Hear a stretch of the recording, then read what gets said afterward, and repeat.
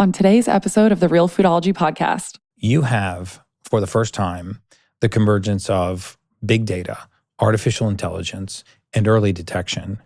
And this is going to circumvent the entire system, and it will absolutely revolutionize modern medicine and modern healthcare in the next 5 years, I think in a way that's going to be catastrophic for some, but it's going to be so beneficial for humanity. Hello, friends. Welcome back to another episode of the Realfoodology podcast. Today was a pinch me moment. I sat down with Gary Brecka, and this was such an incredible episode.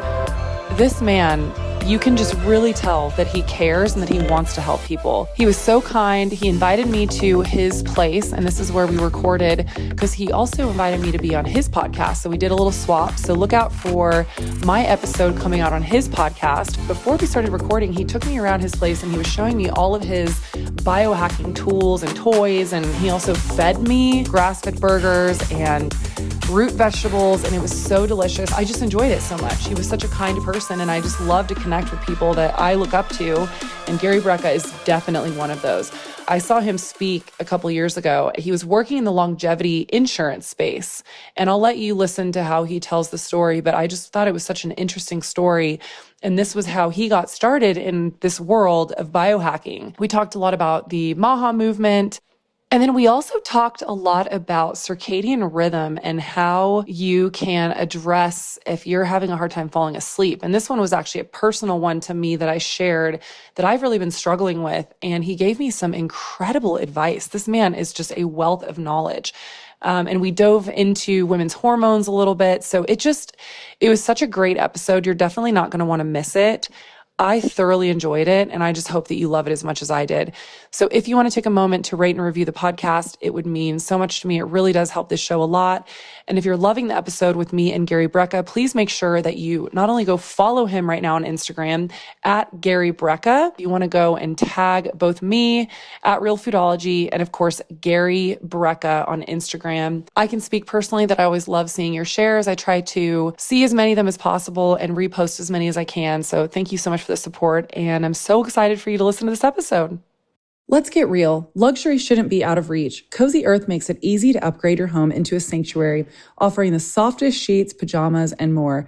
Imagine slipping into bed that's not only incredibly soft, but also temperature regulating, helping you sleep cooler and deeper. Cozy Earth's enhanced durable weave ensures your sheets won't pill, and they're guaranteed for 10 years. Personally, I can't even describe how transformative these sheets and pajamas have been for my sleep and relaxation routine. Waking up in Cozy Earth sheets honestly feels like waking up on vacation, rejuvenated, refreshed, and totally spoiled. Even friends I've recommended Cozy Earth to can't stop talking about how luxurious and calming their homes feel now. Trust me, you don't want to miss this. Ready for unmatched softness and luxury? Cozy Earth offers a 100-night sleep trial and a 10-year warranty. Your sanctuary awaits. Use code REALFoodology for 40% off best-selling sheets, pajamas, and more. Trust me, you won't regret it. Go with Cozy Earth. You know that feeling after a big meal when you're bloated, tired, and you just want to take a nap? Or when you're sore for days after a workout? I used to think that that was normal until I discovered what was really happening. Our bodies naturally produce digestive enzymes, but by our 30s, that production starts declining dramatically. And the result is bloating, gas, fatigue after meals, and slower recovery from exercise. That's why I'm obsessed with Masszymes from Bioptimizers. I actually had one of the founders on the podcast recently talking about this. If you want to go into more detail, I highly recommend going and listening to the episode. But it's amazing. There's 30% stronger than ever with 100,000 units of protein digesting enzymes per capsule. Since I started taking Masszymes, my post-meal energy has skyrocketed. My recovery time has cut in half. I'm really not sore anymore after my workouts, which is wild. And that uncomfortable bloated feeling, it's gone. What makes Masszymes different is its comprehensive formula, not just for proteins, but for carbs, fats, and fiber too. Plus, it works throughout your entire digestive tract, not just in one spot. So for an exclusive offer, go to bioptimizers.com/realfoodology and use promo code realfoodology. They even offer a full 365-day guarantee, so it's zero risk if you try it. Go to bioptimizers.com/realfoodology. Well, Gary, thank you so much for coming on today. I'm so excited to be here. I love it. We're like little kids. I love it too, yeah. Like, yes. My team had to come grab us out of biohacking, They're like, you guys need to start podcasts. Gary was taking me a tour around his amazing place and was showing me all these really cool biohacking tools that he has in his place.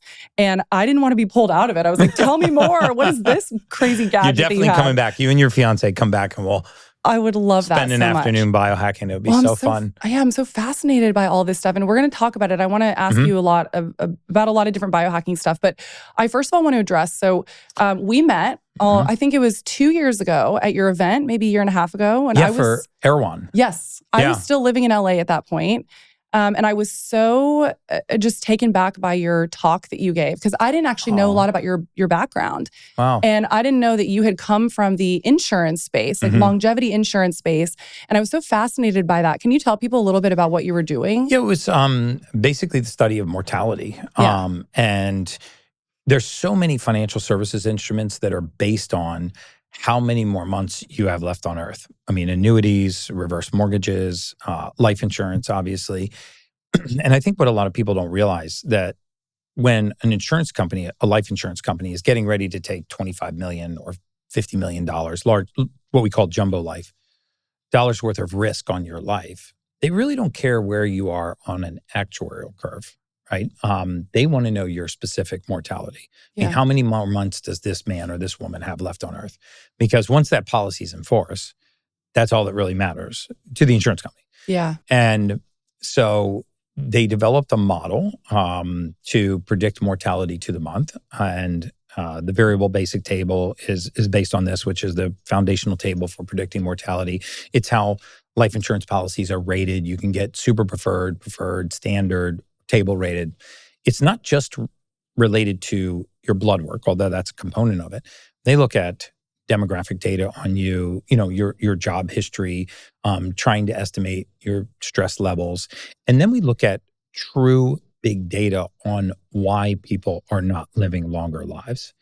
And what was really astounding about this field was that the reason why the majority of people, and I think you would agree with this, but I mean, scientifically speaking, big data speaking, the reason why the majority of humanity is not living longer, healthier, happier, more fulfilling lives are for what we called modifiable risk factors.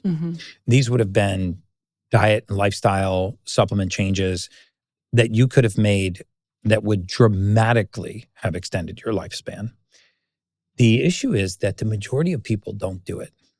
And the statistical chance that somebody who is in a habitual pattern, food pattern, exercise pattern, or lack thereof, or the pattern of seeking comfort, I say that aging is the aggressive pursuit of comfort. The chances of them coming to a full stop and even attempting a 180 are virtually zero. And when you look at it from a statistical perspective, most of us are, we know that sedentary lifestyle is a leading cause of all-cause mortality now. Sitting is the new smoking. Yeah. And the research now is absolutely clear on things like mobility, whole foods, sense of purpose, sense of community, those things that don't show up on a balance sheet and they don't show up in a clinical trial. And so because they don't show up in what we would consider to be the gold standard of research, we don't really believe that they have any impact on our life. Which is so insane. And it's doing us such a disservice. And the data really proves otherwise. Yeah. And a lot of what came out of these large pools of data flew directly in the face of mainstream medicine. That 85% of all hypertension is idiopathic, meaning of unknown origin. So if it's of unknown origin, we should still medicate the heart. That the majority of our thyroid hormone T3 is not even made in our thyroid. It's actually made outside of the thyroid, liver, gut, periphery. And yet the liver, the gut, and the periphery have nothing to do with our low thyroid levels, or that cholesterol is our leading risk factor for cardiovascular disease, LDL cholesterol on its own. And I could go on, but the big data is proving otherwise. And that's why I think this is such an interesting time that we're living in now, because you have, for the first time, the convergence of big data, artificial intelligence, and early detection. And this is going to circumvent the entire system, and it will absolutely revolutionize modern medicine and modern healthcare in the next 5 years. I think in a way that's going to be catastrophic for some, but it's going to be so beneficial for humanity. Wow. What do you think are some of the main changes that we're going to see? Do you think we're finally going to really in mainstream medicine admit that diet and lifestyle plays a huge role in our health? Well, I think for the first time you've got, political figures now that are pushing from the top down. I mean, people like yourself, myself, and lots of others have been banging their head against the wall trying to push from the ground up. But the possibility that we could affect public policy, this is where you can see dramatic shifts in the population. The United States, we all know, is the leading spender of healthcare worldwide. We lead the world in 6 things. We lead the world in infant mortality. A lot of people aren't aware of that. Maternal mortality, the lowest life expectancy of the next 66 civilized nations at birth. So we're ranked 66th in the world in life expectancy. We lead the world in morbid obesity. We also lead the world in multiple chronic disease in the same biome. So most people by the age of 65 don't have a single chronic disease. They have metabolic syndrome. They'll have a cardiovascular component, an autoimmune component, and then another major organ component like a thyroid condition. The majority of us throughout our adult lifetime will be diagnosed, whether temporarily or indefinitely, with some form of mental illness or mental disorder. And I don't like either of those terms, but they'll be diagnosed with that. And, I just read a statistic, and I don't have the supporting data for this, so I probably shouldn't even say it, but I'll put it out there, that the number of diagnoses in the physician's desk reference has gone now from being in the 30,000s, 32,000 to approaching 70,000. Oh my God. So you got to ask yourself, are we doubling the rate of known diseases? Or are we just trying to categorize? Are we trying to categorize so we can, once we categorize something, we can manage those symptoms and we can maintain the disease state? And so I guess the answer to your question is yes, I think you're going to see real change. I think that this term lifestyle medicine, which I love that term, because it sort of wakes people up to saying, maybe my lifestyle can actually be a part of the cure. I mean, how intentional am I about my sleep? Am I intentional about my morning routine? Do I think of my body as a temple? Do I do things that serve my temple? Or do I actually do I let thieves into the temple that steal from me? Am I bathing my cellular biology in a toxic soup and then wondering why I feel so awful and why I seem to be having all of these chronic conditions, and all these chronic conditions ran in my family?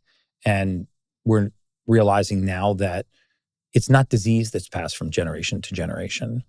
In very rare cases, did you inherit your cardiovascular condition or your thyroid condition or your autoimmune condition or your diabetic condition from your ancestor. In fact, barely a physician alive today could tell you what gene carries any of those conditions. And if they were genetic or familial, we would be treating them that way. But we don't, because those genes in most cases don't exist.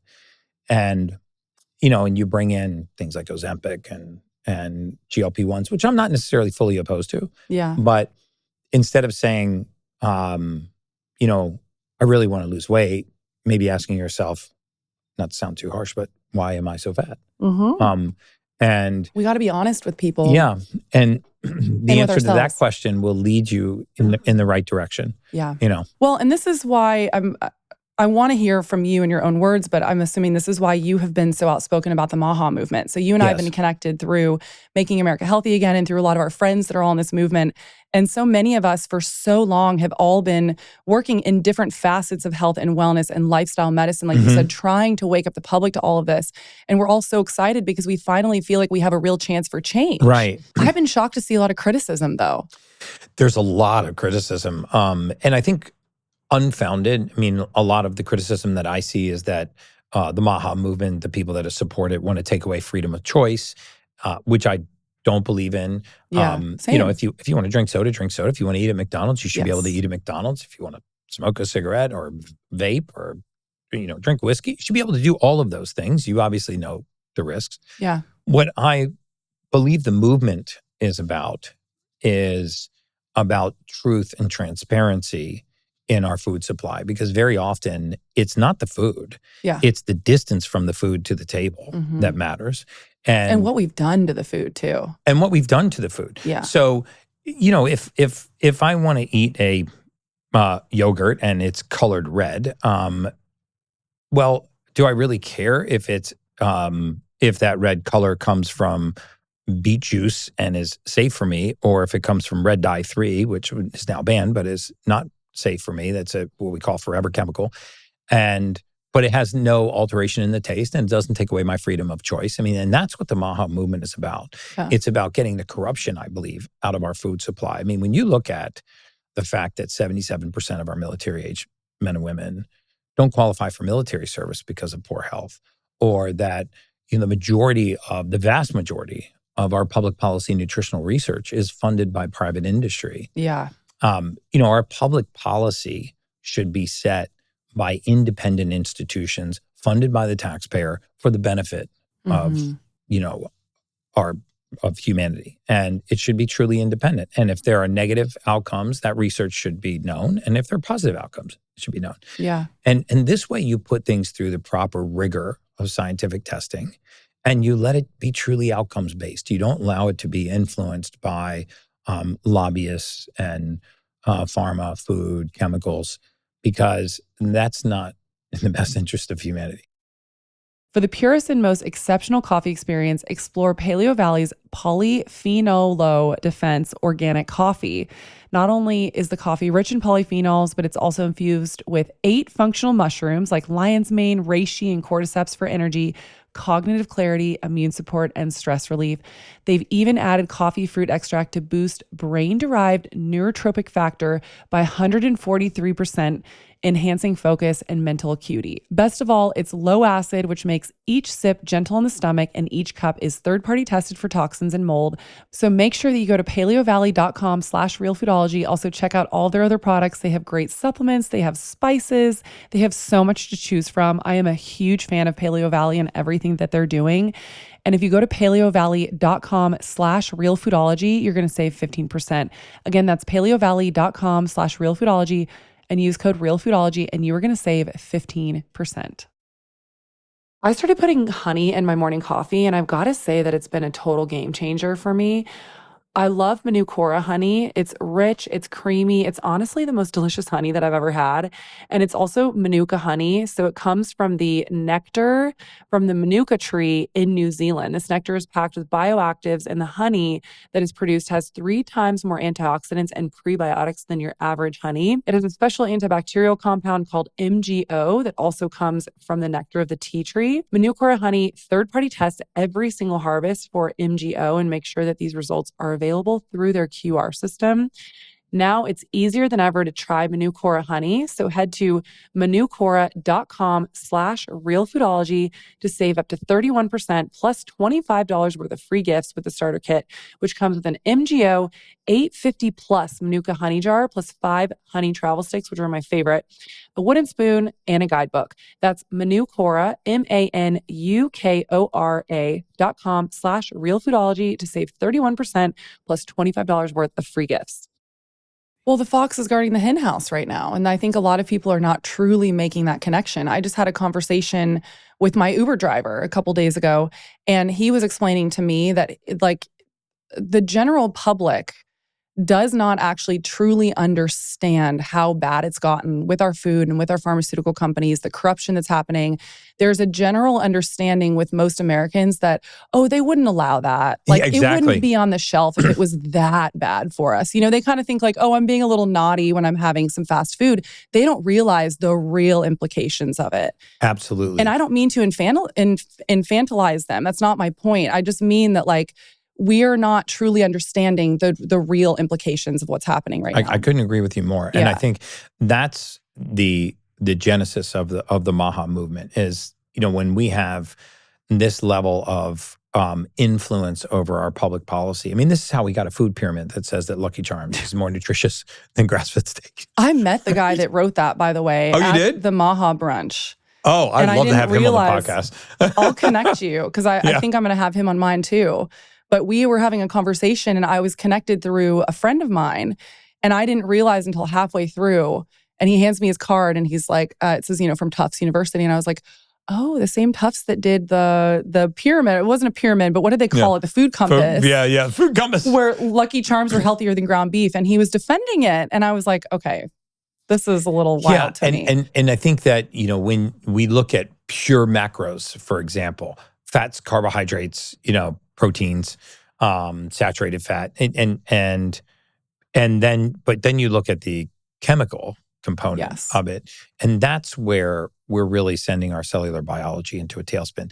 And at some point you have to realize that, number one, it's multifactorial, but number two, that this has gotten to a crisis point. If you don't think that 3/4 of our men and women not being able to enter the military for health reasons is not a national security crisis, or that the highest rates of childhood cancer in recorded history is not a health crisis, or that our public policy is allowing us to just constantly bathe our bodies in this toxic soup, then you're really missing the point. And I think the essence of this movement. And it's not just an anti-chemical movement or, anti-big government movement. It's a pro-humanity movement. Yeah. We should have access to clean water, clean food, clean air.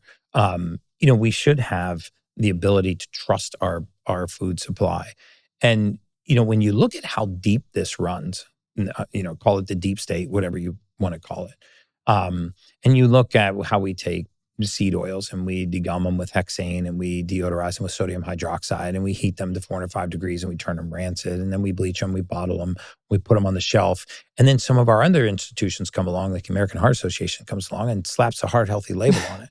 So you realize that there's an intentional level to some of this corruption. Yes. And as a young mother or father, you're walking down the cereal aisle, let's say, and 2 or 3 boxes of cereal are fortified or enriched and some are not. And you go, oh, I'll grab the fortified or enriched one. And you don't realize, well, that just means it's sprayed with folic acid.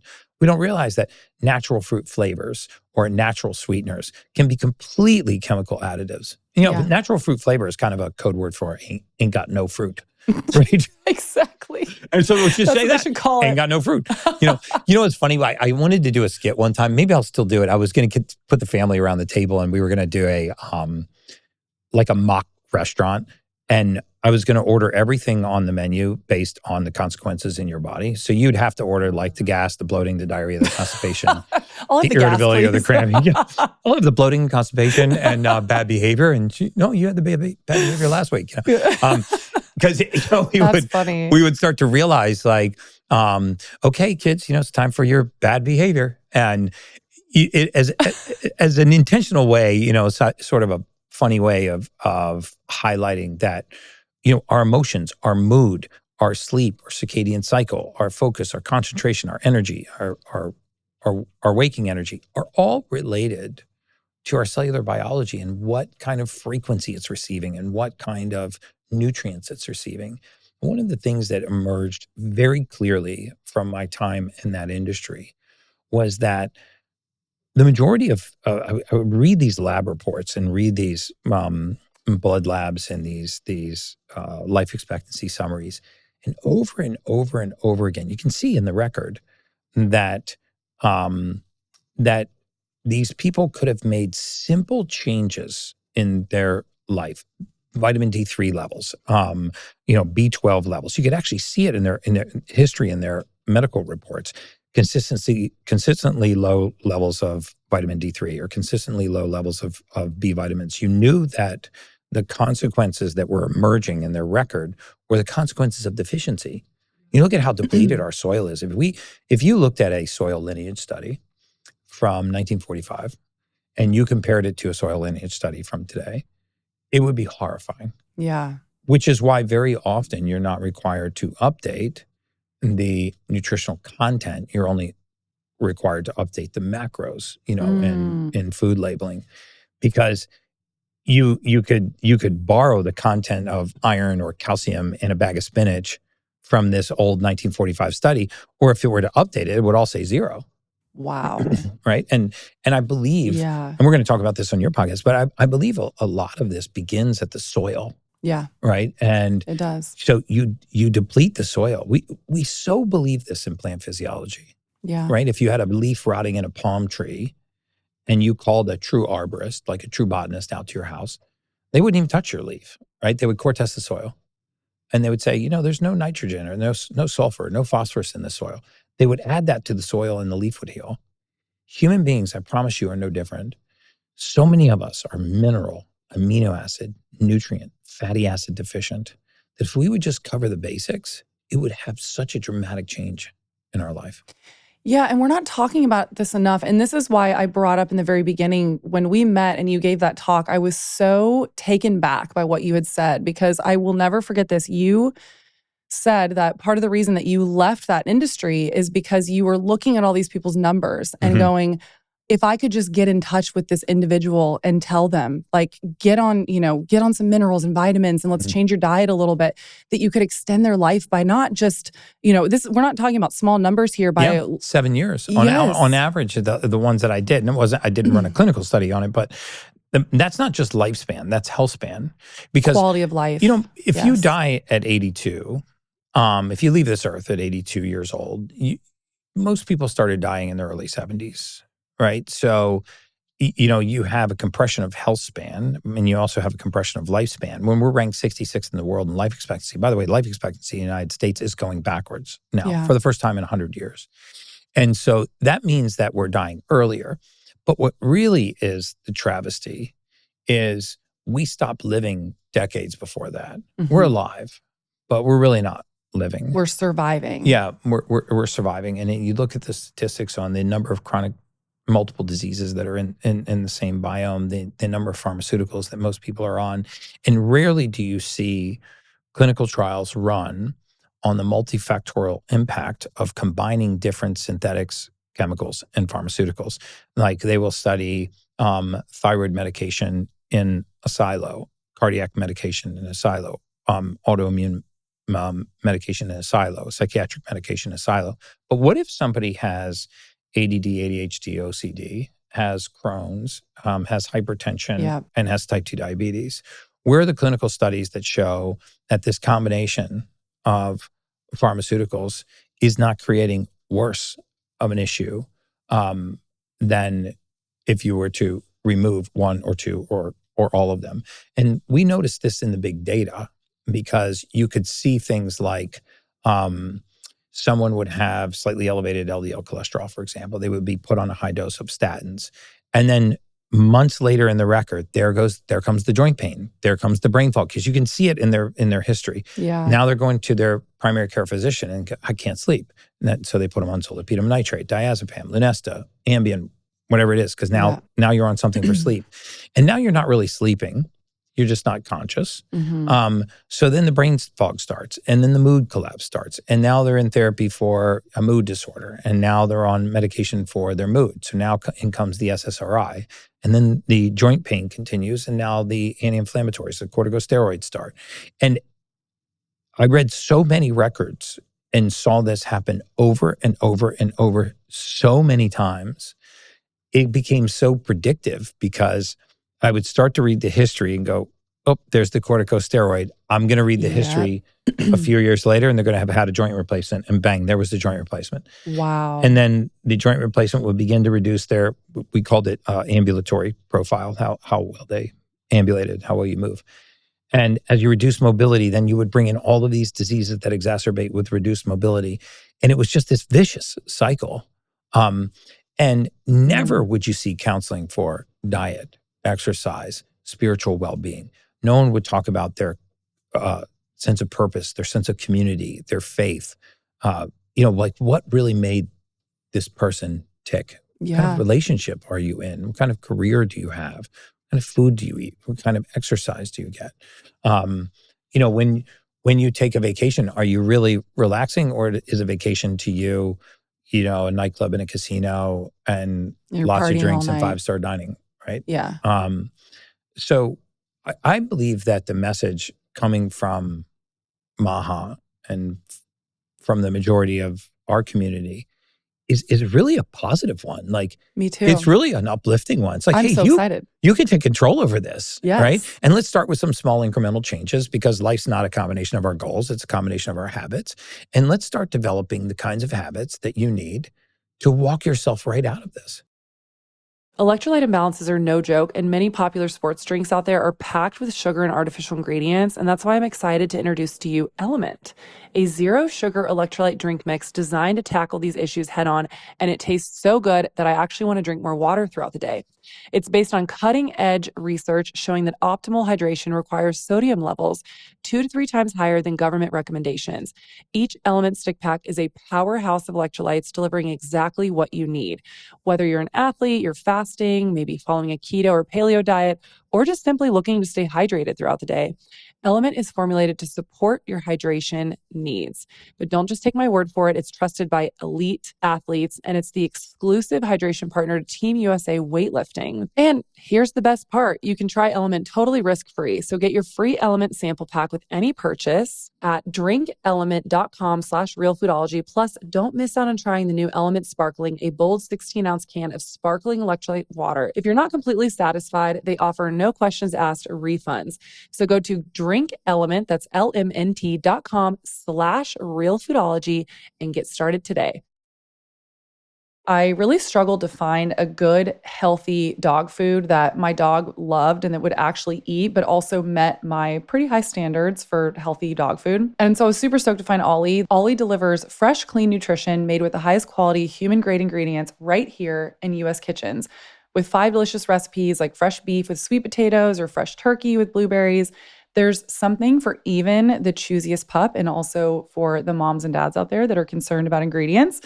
No fillers, no preservatives, just nutritious food that leads to shinier coats, more energy, and better digestion. Head to ollie.com/realfoodology, take a quick quiz to personalize your dog's meal plan, and Ollie handles the rest. Plus, your first box includes 2 weeks worth of meals, a handy storage container, and a guide for an easy transition. That's OLLIE.com/realfoodology and use code REALFoodology to get 60% off your first box. And Ollie's got your back with a happiness guarantee. If your pup isn't thrilled, you'll get your money back. Well, and what's so interesting, what's happening in that medical system right now is that, okay, so you had mentioned, just someone as an example, like they have ADHD, they have OCD, they're dealing with, what are the other things that you said? Oh, like diabetes, maybe. Hypothyroid. The thing is that if we were to address the gut and the metabolism, no question. all of that would go away. But no one's actually, I shouldn't say no one, but in the allopathic model, these doctors are not sitting down with people and going, well, okay, so what's happening here? What is your diet? What is your lifestyle? How can we improve some of that? Because largely all of that is coming from the same one or two issues, which is generally the gut and then some sort of metabolism issue. No question. I mean, metabolic syndrome now, which is a combination of things, abdominal obesity, high triglyceride, elevated insulin or hemoglobin A1C, fasting glucose, and low HDL. High-density lipoprotein, the healthy cholesterol. This is happening in younger and younger and younger and younger ages.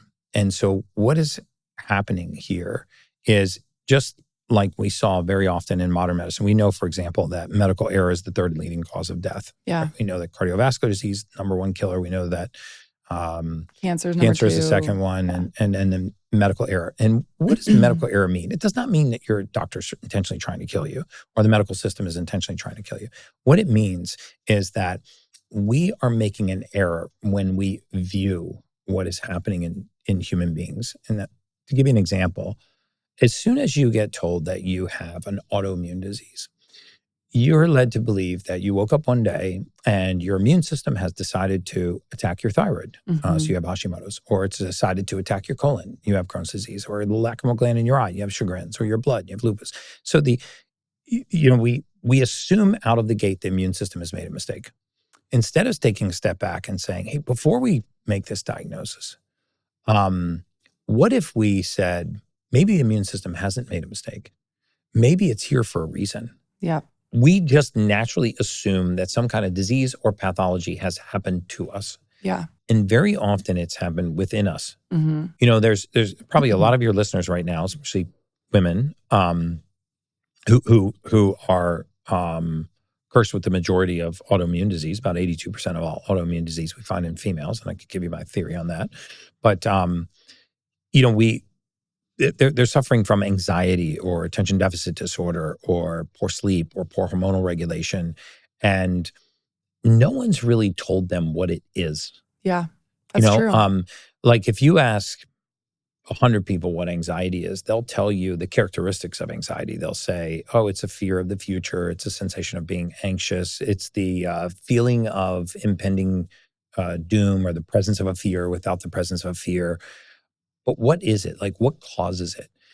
If we would very specifically define these things, like anxiety, for example, is very specifically a rise in a category of neurotransmitters called catecholamines. There are 4 of them. Norepinephrine, epinephrine, ephedrine, dopamine. I need to get tested for that. I have a lot of anxiety. You have a lot of anxiety? Yeah. Okay, we're going to go down this road right now. Okay. Can we? Yes. Can Let's talk about it. Okay, can we just put you on the stand? Yeah, put me on the hot seat. So first of all, I've never met in the 150,000 or so clients that came through my clinic system before I exited that, I never saw a single anxiety sufferer, not once, especially severe anxiety, that did not also have gut issues. And so what is that connection? Well, we know that our neurotransmitters are made in our gut, right? 90% of the serotonin in our bodies is right here. So if you don't have it here, you can't have it here. We make dopamine also outside of the brain. We take phenylalanine and tyrosine, we methylate it into dopamine. So very specifically, if anxiety is a rise in these fear-based neurotransmitters, these 4 neurotransmitters, the first thing that I think it's important to understand, and if you suffered from anxiety, or if any of your listeners have, they'll understand this, is that what's really difficult for anyone else who's never suffered from anxiety to understand is that this person does not need the presence of a fear to feel fear. Yep. So I always use the analogy that if you walked out of this door and somebody was standing in front of you with a knife, very real fear, right? Your pupils would dilate, your heart rate would increase, your extremities would flood with blood. You would start having this fight or flight response. Why did you have that fight or flight response? You had that fight or flight response because catecholamines got dumped into your brain. So let's just say that, tonight you're laying in your hotel room and you begin to think about getting eaten by a shark. Okay. You can reason to yourself that the chances are 0 of a shark getting out of the ocean, coming up the elevator, right? Yeah. But you could have the exact same response. So it's important to understand you can have the same response, a fight or flight response. You can go from being calm to being anxious, to having anxiety, to having a panic attack, to being in a full-blown paranoia without the presence of any fear. Yeah. So what is causing you to move through this cascade of emotions? What's causing it is a steady rise, an unchecked rise in catecholamines, fight or flight neurotransmitters. So if we identify anxiety, and I'm not saying 100% of it is, but I believe the majority of it is. If we identify anxiety as a rise in catecholamines, then why don't we treat or address the rise in catecholamines? So in other words, what breaks down catecholamines? Well, catecholamines, there's a specific gene called COMT, C-O-M-T. And if you're a woman and you've ever had a hormone test done, like it's called the Dutch test. Yeah. So COMT is right on the Dutch test. So, and because COMT, catechol-O-methyltransferase, will actually not only downregulate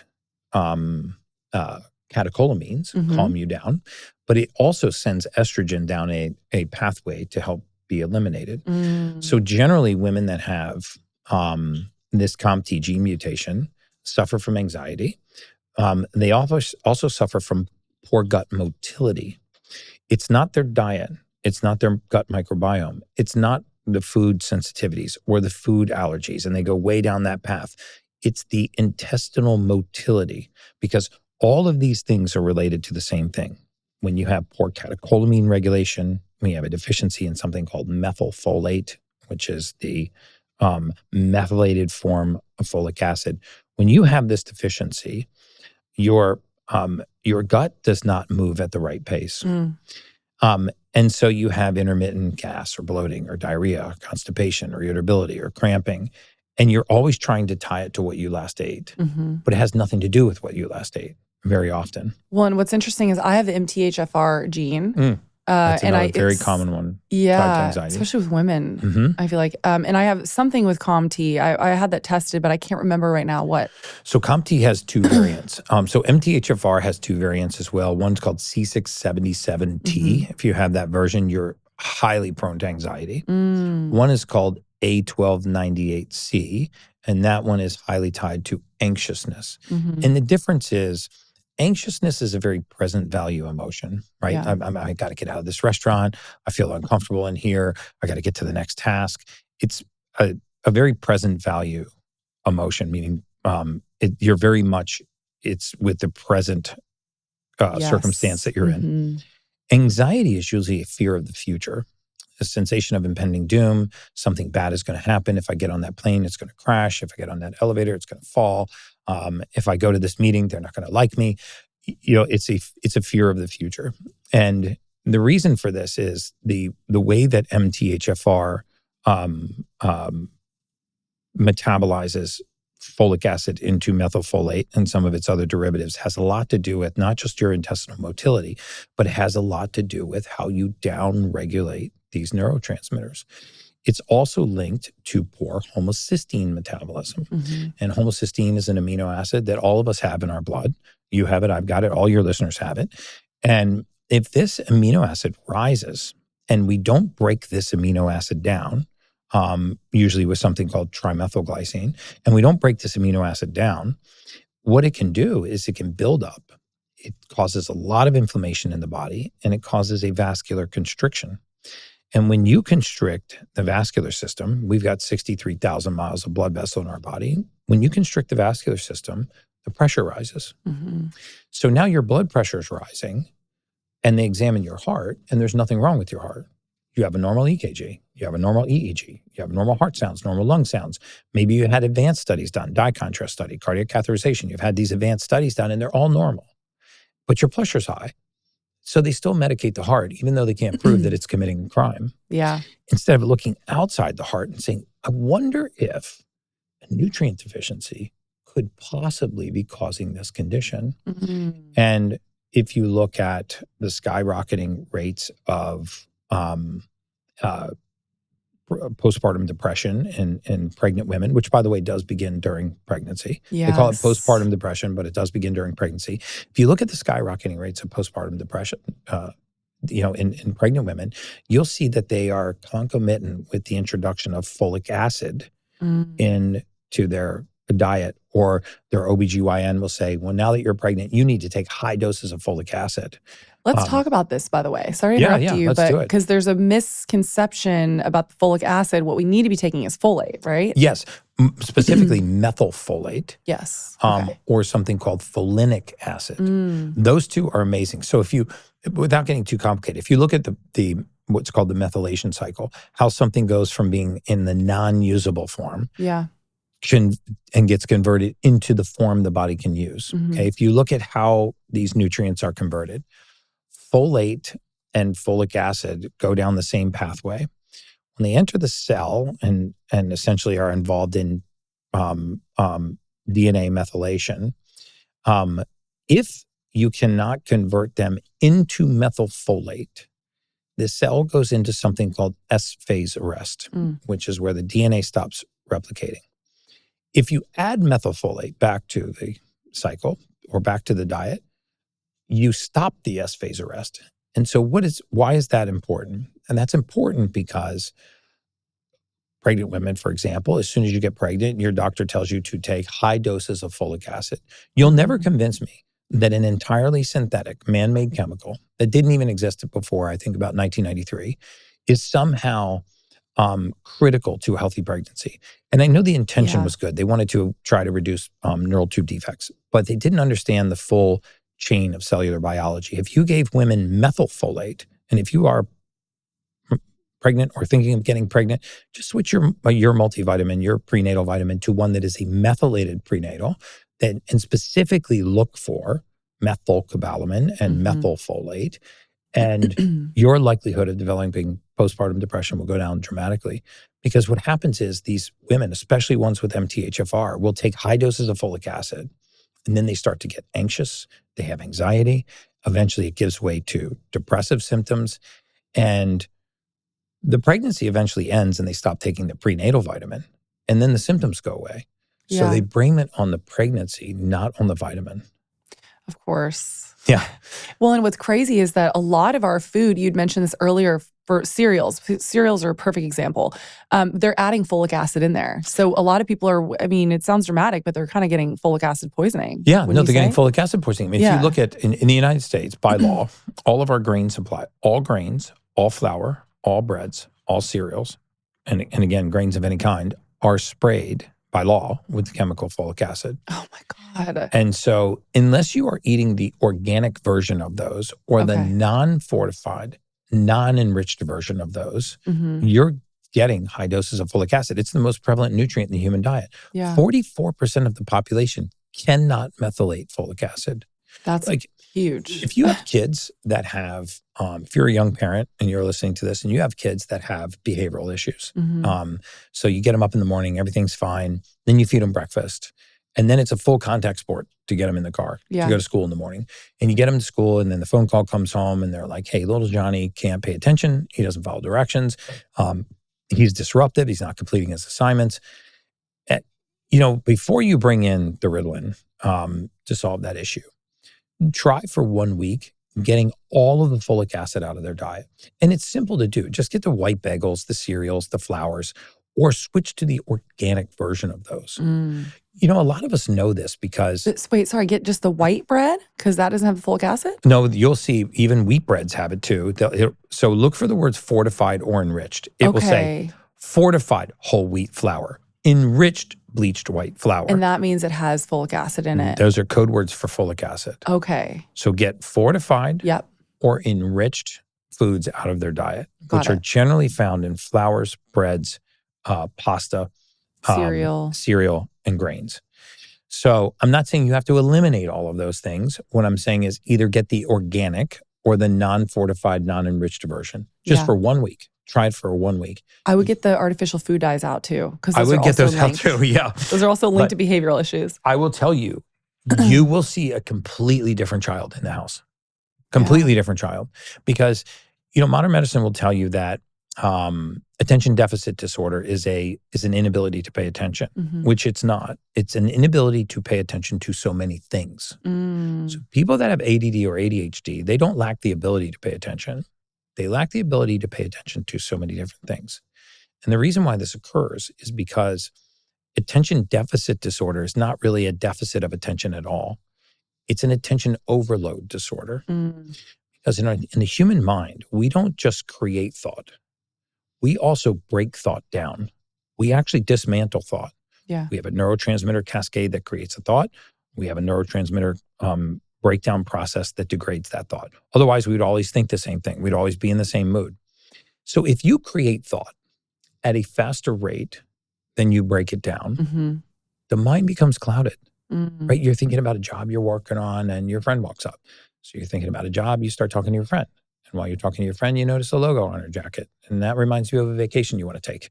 It's like you have all these tabs open in your brain. So honestly, I have that a little bit where I have so many tabs open that I am, referencing back to them. And yeah, so that makes you a night owl. And it also makes you somebody that ruminates at night. Yes. So when you lay down to go to sleep, your mind, as your environment quiets, your mind will wake up. That's me to a T. Oh, because we're going to fix this. Okay, we talked about fix this. But I want to share this so that I want to get the audience up to speed. So a lot of my audience already knows this, but I worked on the road for bands for 10 years. And that meant that my schedule was all over the place. Like there would be nights where we wouldn't even get back to our hotel room until 1, 2 a.m. And then I had essentially trained my body to get sleep whenever I could. And now I will say there is a part of me that almost feels like I just was born with this kind of more like night owl circadian rhythm. And some people are.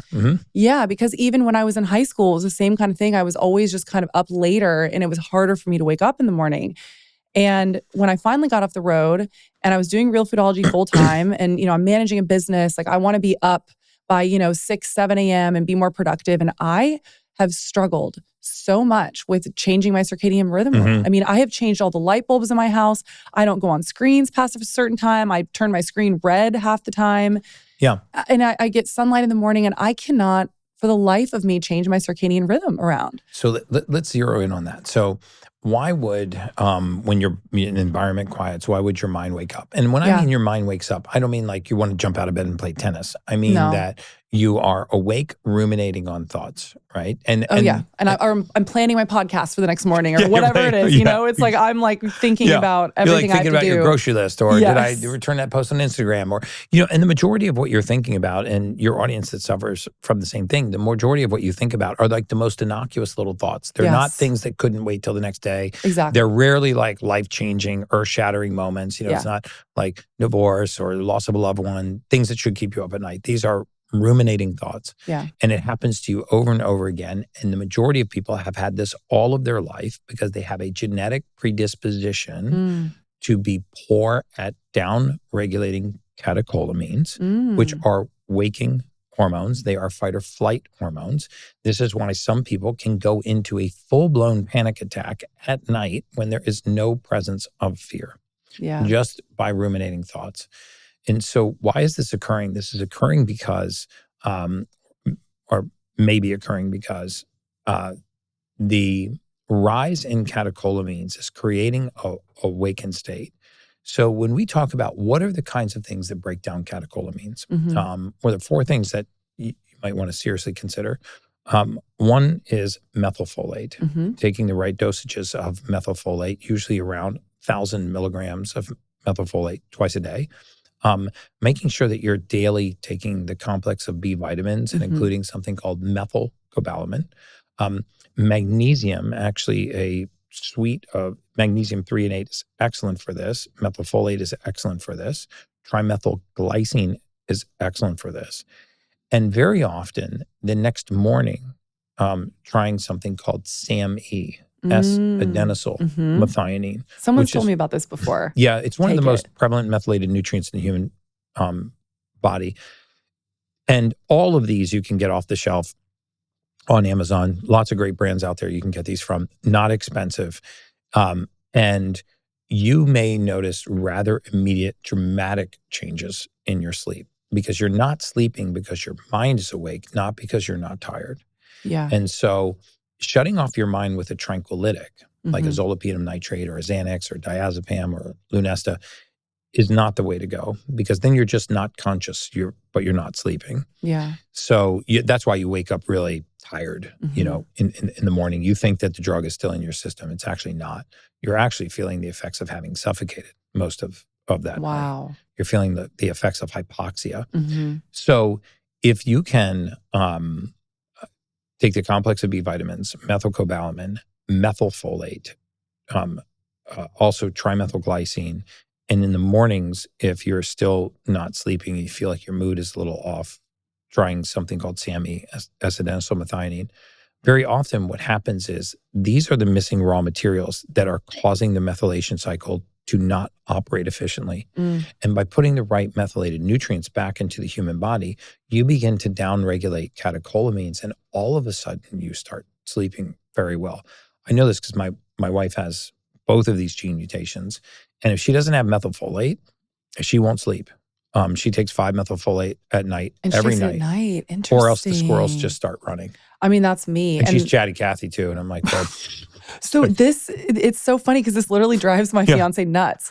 Oh yeah, she'll pull things up on her phone and be like, babe, do you think we should put this stone sink in the cabin? I'm like, I am literally barely conscious over here.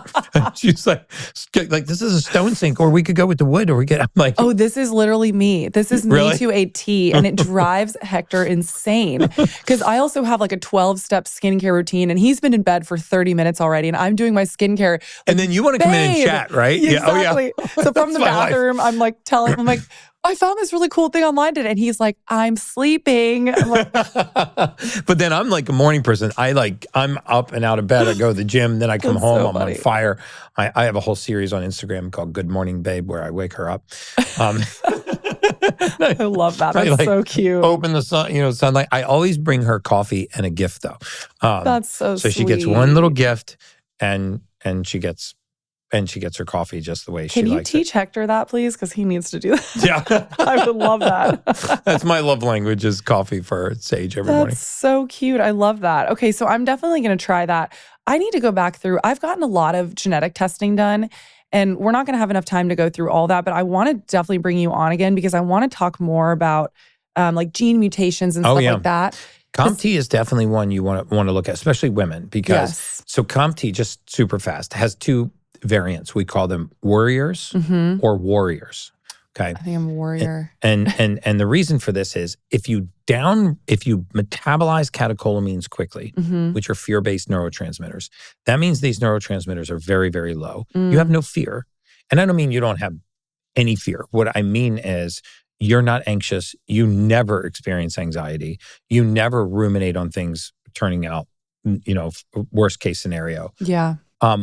Or you don't downregulate catecholamines, which means you're walking around in an elevated catecholamine state. These fight or flight neurotransmitters are elevated. Well, because they are fight or flight, fear-based neurotransmitters, you walk around anxious with anxiety. Very often when you ruminate at night, every scenario you consider, you will take to the worst case scenario. Oh, yeah. I jump to conclusions real fast. Real fast. Yeah. So, this can be a game changer to just take the pressure off of people. Yeah. Overthinking.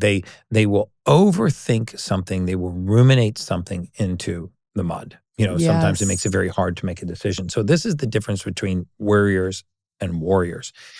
In women particularly, because this also affects estrogen metabolism, it very often leads to poor cycling of estrogen, which means that very often estrogen can become the dominant hormone and express its characteristics, mainly water retention and flattening of a mood. So a lot of these women feel like they just can't get out of first gear, right? Yeah. Like they're on the vacation of a lifetime with someone they love the most and a place they've always wanted to go, but they just don't feel it. Yeah. Or maybe they're deeply in love with and very attracted to their spouse, but they don't have any libido. Yeah. Or they find that they ruminate and consider constantly worst case scenario, or they overthink things and have a hard time making a decision. These are not mental issues. They're not OCD, ADHD, manic depression, bipolar. They're none of those things. It is an elevation in catecholamines.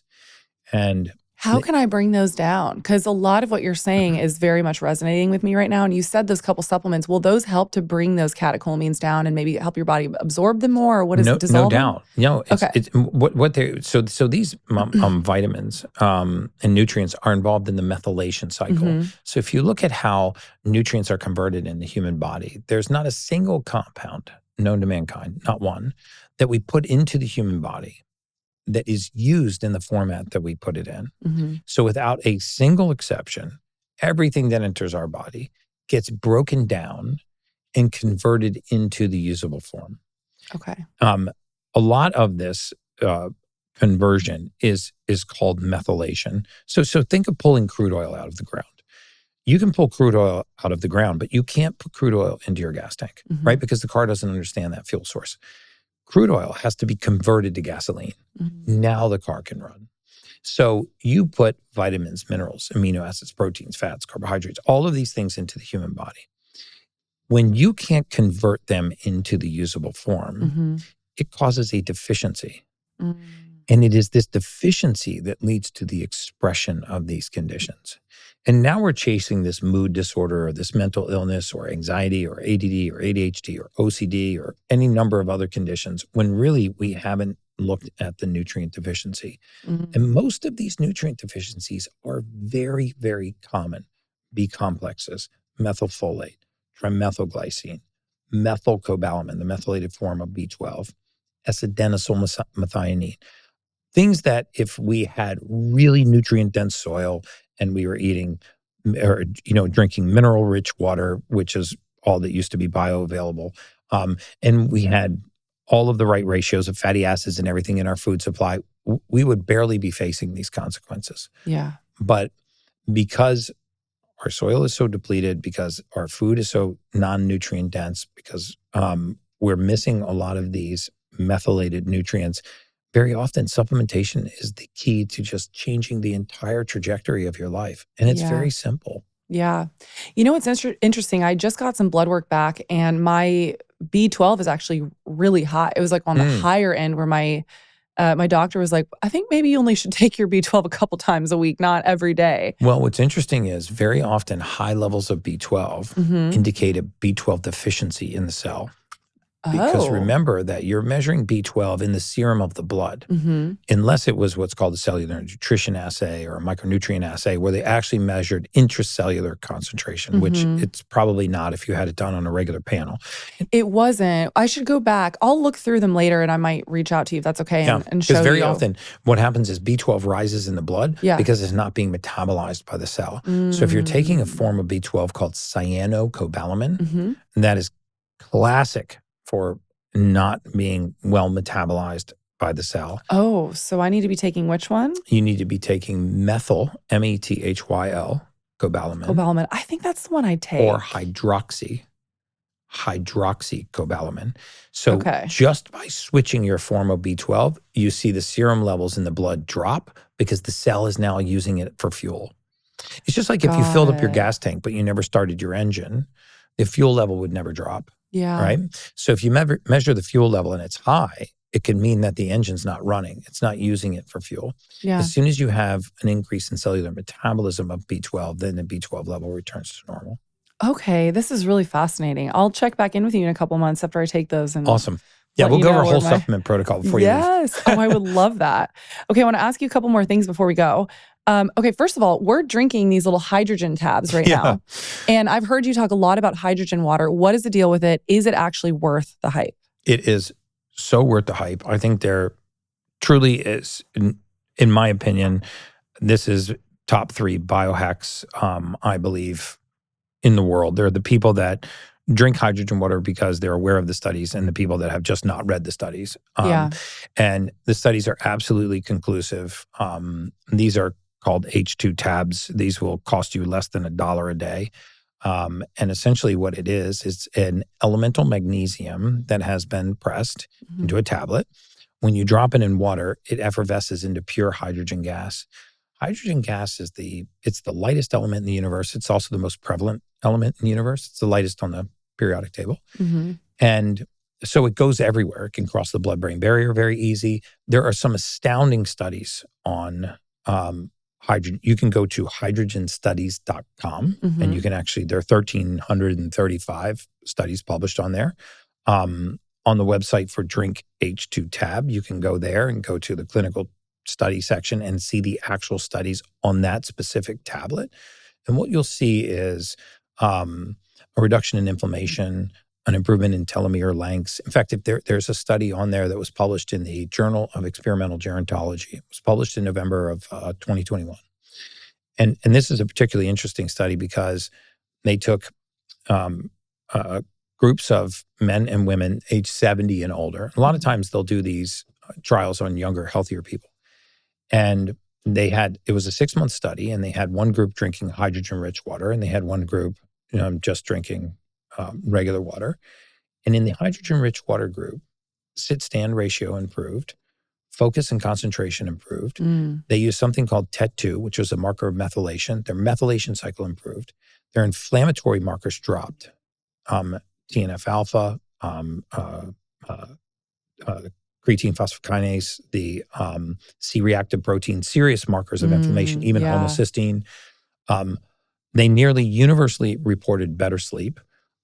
Their cognitive scores improved, and they had an increase in telomeres, which awesome. in older ages is very, very hard to do. And I used to be a big fan of these hydrogen water bottles, and I promoted them pretty heavily. But I realized that you have to be cautious because a lot of people will put tap water into those bottles. I was wondering about that. Yeah. And they have a proton exchange membrane. It makes hydrogen gas through electrolysis. So if you put chlorinated water in there, you have the chance of creating chlorine gas. And also these proton exchange membranes in these bottles break down over time. Yeah. So initially they make high part per million hydrogen water, but 5 or 6 months later, they're making virtually no hydrogen water. There's tons of Chinese fakes out there you have to be cautious of. But elemental magnesium pressed into a tablet will give you 12 parts per million hydrogen every time you drink it. and you'll notice it immediately. Like you'll notice an immediate improvement in like your focus, concentration, your alertness. There's another interesting study that was comparing hydrogen water to caffeine, side by side study. They've done studies comparing soaking injured limbs in hydrogen rich water and comparing it to the RICE protocol, the rest, ice, compress, elevate protocol. They've put hydrogen tablets in the buccal fold for athletes immediately after receiving a concussion and looked at how it downgraded the concussive cascade. I mean, I think it'll be as common as a multivitamin in 5 years. Wow, that's fascinating. And this is also, I like the tablet form better because I have one of those bottles actually that I got at your event. And for me, I travel so much that it would be so much easier for me to just bring the tablet and have to bring another bottle with me because I'm already traveling with so much stuff. Yeah. If you fly, you have to be drinking hydrogen water because you can just take that tablet and drop it in a bottle of water because at altitude you've got increased radiation, you've got, you definitely have, static electricity, you've got dry air, and you have loss of barometric pressure. Yeah. And so if you really want to negate the effects of travel, like the next time you either have a headache or you have a poor night of sleep, drop 2 of those H2 tabs into a glass of water and just drink it back. And instantly you will feel. Wow. Will that help with migraines? My brother-in-law gets really bad migraines. 2 things I find, are really good with migraines. There was a really interesting study published in the Wiley Journal of Headaches, looking at the inverse relationship between sodium and migraine headaches. I think we've been lied to a lot about sodium. Oh, for sure. I totally agree. Yeah. I tell people if you were so dehydrated right this moment that you landed in the emergency room, the first thing they would give you is a saline IV. If your blood pressure were so elevated that you called 911, the first thing the paramedics would do when they got on site is they would bag saline to lower your blood pressure. And so when you talk about headaches, it's important to understand that even though we believe headaches are coming from our brain, we feel like they're coming from our brain. That's not possible because the brain doesn't have pain receptors. It doesn't generate pain signal. So your brain is not capable of generating a pain signal. It can receive a pain signal from somewhere else in the body, but it cannot create one. And so where is the pain coming from? It's generally coming from the covering of the brain. We call it the dura. So imagine a piece of saran wrap kind of stretched over the brain. The dura really hates 2 things. It hates being stretched and it hates being contracted. So what's causing it to stretch or contract? Sodium. So I can't even tell you, and I'm not a physician, so I can't get medical advice, but I cannot tell you how many hundreds and hundreds and hundreds of migraine sufferers have put migraine headaches into permanent remission by adding mineral salt to their water in the morning. So I just texted him 2 days ago and I said, get these electrolytes. You need to be adding them to every time you drink water. That's amazing. Okay, well, this actually kind of correlates with the last question I was going to ask you. What is maybe 1 to 3 things that people could start doing tomorrow that they will really start to dramatically see a shift in their health?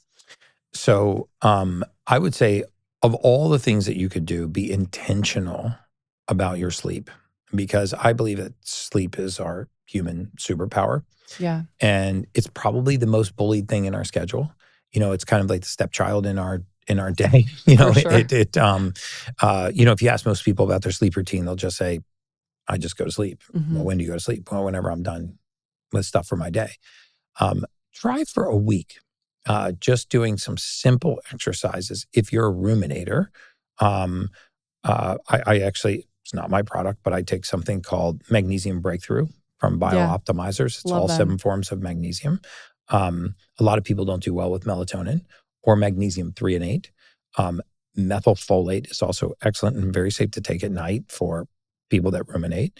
Try a contrast shower before bed because if you get into a shower, you run the water very hot on your spine, step out of that stream of water, and you step back into a very cold stream of water just for 30 seconds. You can break that catecholamine cycle. And then before you get in bed, darken your room, invest in a $10 soft cotton sleep mask, probably one of the best investments you'll ever make. You'd be so surprised how little candle wattage coming through your eyelids can raise your cortisol level. Yeah. Blue light is particularly terrible at that. And when you tell people not to be on their phone at night, it's a hard thing. So you can wear red light glasses, or you can change the settings in your phone so it's red light, because most people are going to be on their phones at night. I do a breathwork technique in addition to that, where when I lay down in bed, they call it natural Xanax. It's a long, slow inhale through the nose, followed by about a 3 to 5 second pause. And then you breathe out through a straw. And when you do that, it sounds crazy, but it really works. Think about taking all the thoughts in your head and breathing them down into your lungs, and then hold those thoughts in your lungs and breathe them out through the straw. And continue to do that. As they enter, just grab them and breathe them into your lungs and breathe them out through a straw. I would say for free, or next to nothing, those are some of the things that you can do to start to tell your body that it's time to go to sleep. The other thing you can try is setting an alarm to go to bed. Mm-hmm. Most people don't think about that. But all of the data is in, Whoop data, sleep data, 8 sleep data, consistency in bedtime. We're such circadian creatures. We're really tied. Our bodies crave routine. And so let's say that you want to go to bed at 10 o'clock. Set an alarm for 9:45. Start your sleep routine and just put yourself in bed at 10 o'clock. Keep that little promise that you make to yourself. And the second thing I would say is, in the morning, my favorite cocktail to start the day is 8 to 10 ounces of filtered water with a hydrogen tablet, so that you infuse the water with hydrogen gas. 1/4 to 1/2 teaspoon of a mineral salt. I add something called Perfect Amino. So it's also not my product, but I add something called Perfect Amino because it has all 9 of the essential amino acids. None of that will break a fast. You will hydrate and mineralize the body. You would be shocked how many people are mineral and fluid deficient. Dehydration and mineral deficiency has all kinds of consequences that we don't link to the kinds of symptoms that we're suffering from. And minerals are one of the things that we don't put a lot of focus on. Yeah. We focus on macros, protein, carbohydrates, fats, but we don't really think about the minerals. And a mineral salt is a super cheap biohack. Yeah. And it tastes great in the morning. I love to add a little bit of lemon too, and it's great. Yeah. We've so demonized salt. I love drinking salt in my water. It's so good. It is so good. It's so good. Well, I have so many more questions that I want to address with you. So I want to bring you back because I'm oh, really? Oh, we got all those? I would love to come back on. I would love to have you back on. This is so fascinating. You're such a wealth of knowledge, and it's just amazing what you're doing. I literally have witnessed, since I've been here today, how many people you've been helping. I mean, you got a call right before the podcast with someone that you've been helping. And I'm so grateful for all the work that you're doing. And just thank you so much for you're just putting out amazing help for people in the world. And it's truly incredible to witness. And I just want to say thank you and honor you for really kind of you. That's really kind of you. And I'll put links to any of the studies I referred to. I'll give you those so you can put them in the show notes. Links to any of the suggestions that I made on the podcast so your listeners can find it. Yeah, thank you so much. All right. Thank you. Amazing. Thank you so much for listening to the Realfoodology podcast. This is a Wellness Loud production produced by Drake Peterson and mixed by Mike Fry. Theme song is by Georgie. You can watch the full video version of this podcast inside the Spotify app or on YouTube. As always, you can leave us a voicemail by clicking the link in our bio. And if you like this episode, please rate and review on your podcast app. For more shows by my team, go to wellnessloud.com. See you next time. The content of this show is for educational and informational purposes only. It is not a substitute for individual medical and mental health advice and doesn't constitute a provider-patient relationship. I am a nutritionist, but I am not your nutritionist. As always, talk to your doctor or your health team first.